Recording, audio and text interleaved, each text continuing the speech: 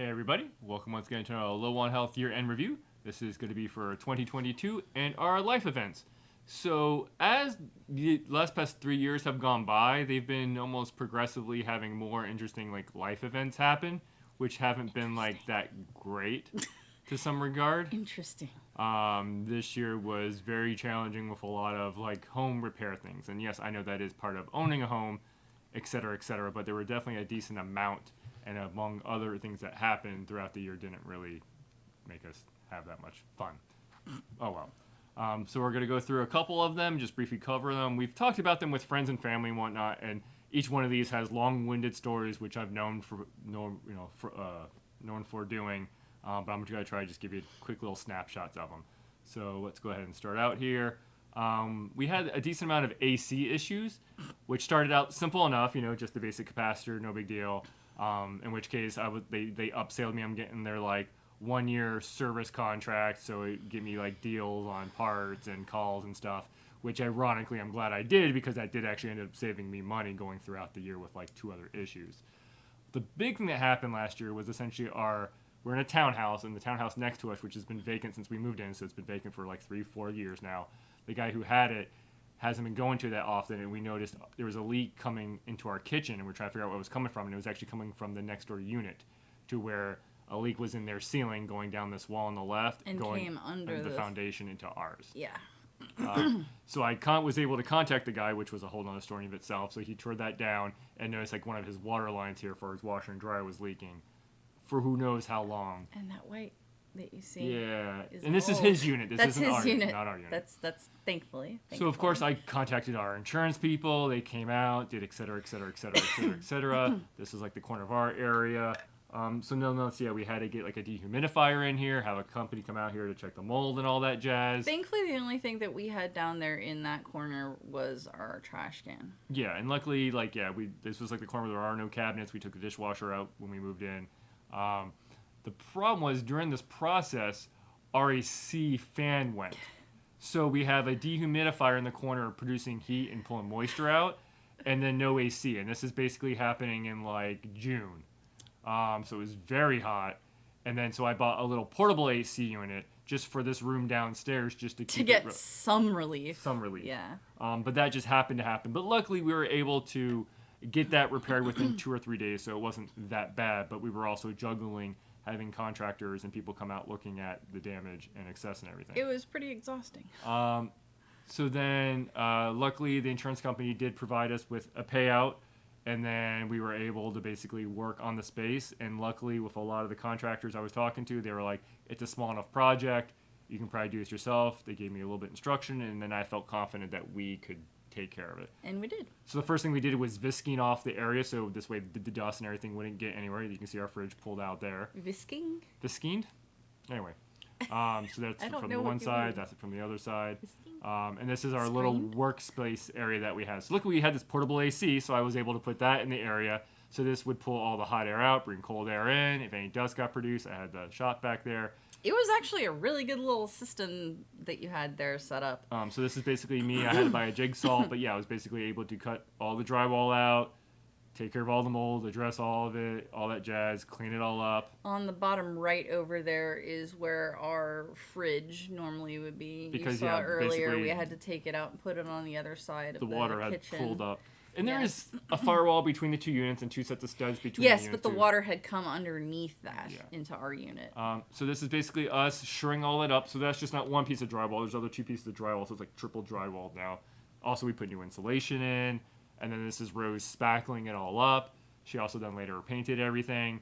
But what we decided to do right now is leave the cabinets basically just vacant there. So that's just a nice storage space in this corner. Yeah, we put a little piece of carpet down there and also a water alarm. What would you call it? Yeah, water leak alarm. detector. Yeah, leak detector thing. So in case we something put a little happens thing again, there. we would know it. But yeah, this is Rose working on it. And of course, Kai's helping out. My little assistant. But it was a small enough project where it wasn't big enough to actually. The other things we would have to do is basically remove this whole marble counter, remove this. But we really didn't want to do that. That would have been if a we didn't lot have to. more work. Yeah. So I was able to kind of basically take care of most of that. And that was because it didn't go far up our wall, Yeah. thankfully. Like we caught it was relatively just early enough. At the bottom. And then because of that, we ended up with so much extra, like, just building materials and stuff. Our porch just got full of junk. Our porch.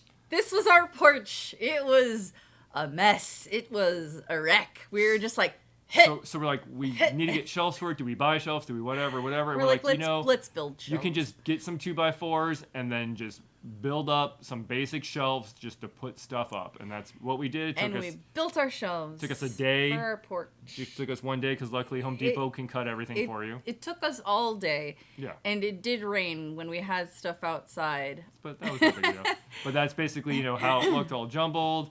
Us buying the wood, and then us filling it all up. Oh, God. Scroll quickly past that picture of me. I look awful. I also decided to basically install shelves and a foldable table on the porch, too. So this is us removing the siding, putting vinyl up, installing shelves. Yes, because we hated the fact that there was, like, exterior vinyl siding on the interior of our porch, because it's like, we can't utilize this wall for anything. We couldn't put shelves up, so we figured out that there's just a wall behind it, so we took all that off, and then we put up the vinyl siding to protect it.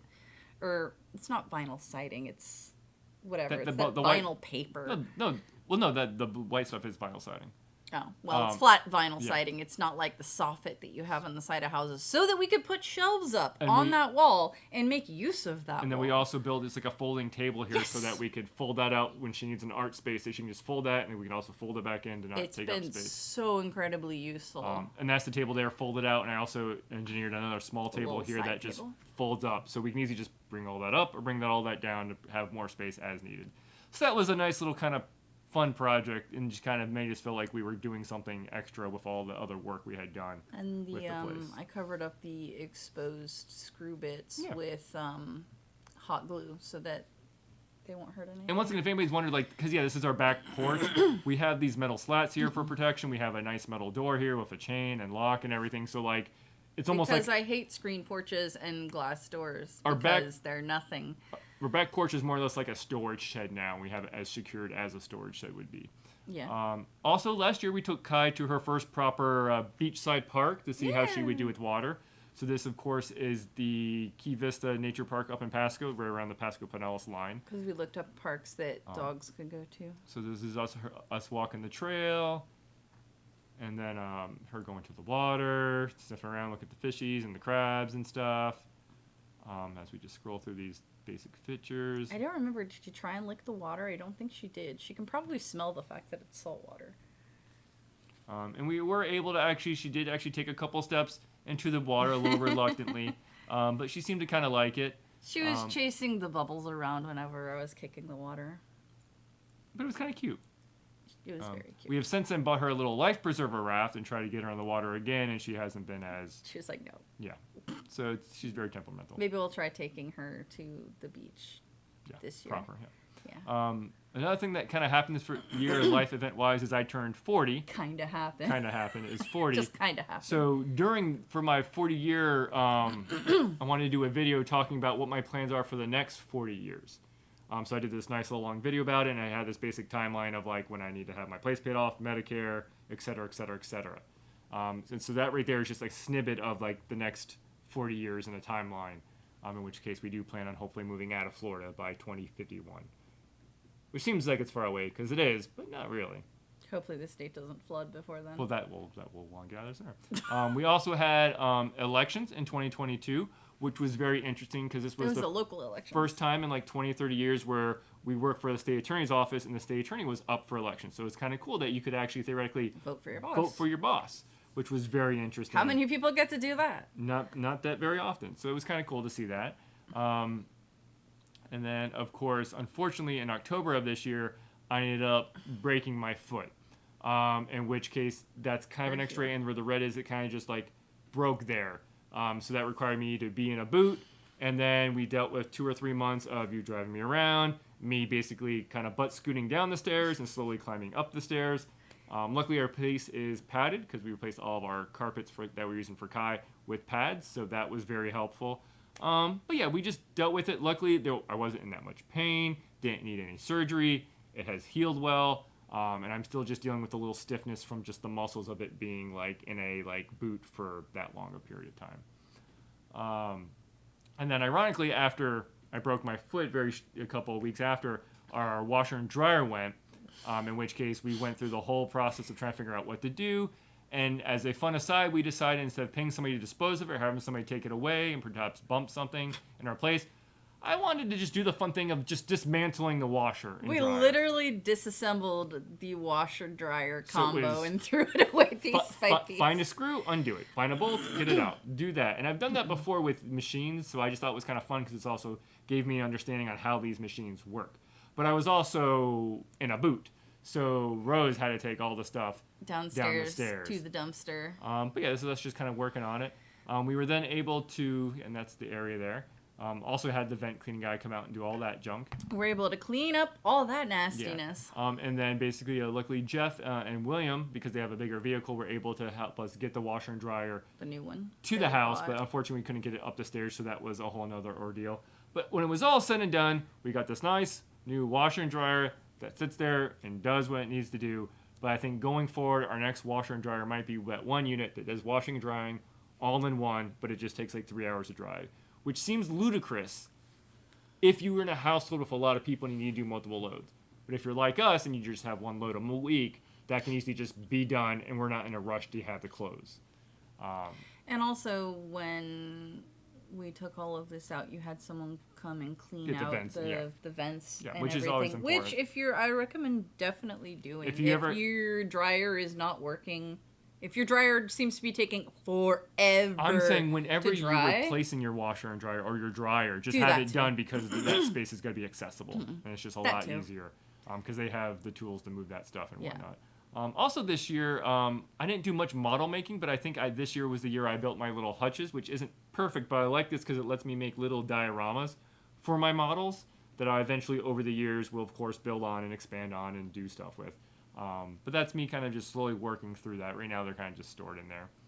And then because I don't really have anywhere else to put this, music-wise, I got into Machine Gun Kelly, but his more quote-unquote recent but not super recent stuff, like especially Take Us to My Downfall, and his like kind of like I mentioned before, like Green Day, Blink-182, that type of old school like late 90s type of aesthetic That music. vibe. Yeah, that I definitely got into. And you listen to a couple of his albums and songs too. yeah, I like it too. And I think like I watched last in the movies, we actually watched the documentary of one of his tours, and then also he did that movie Good Morning, which was a nice kind of old classic stoner movie from back in the day. But yeah, so overall, 2022 wasn't that great of a year for us. Once again, not a horrible year, but like in the grandest scheme of things, in all of our years that we've been together, would you say it's like the worst year?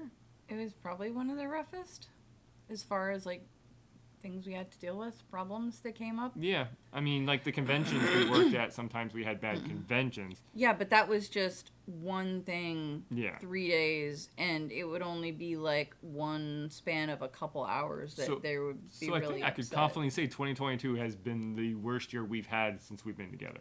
Not because of not, us not, being together. not between us, but just like stuff that we had to deal with. Yes.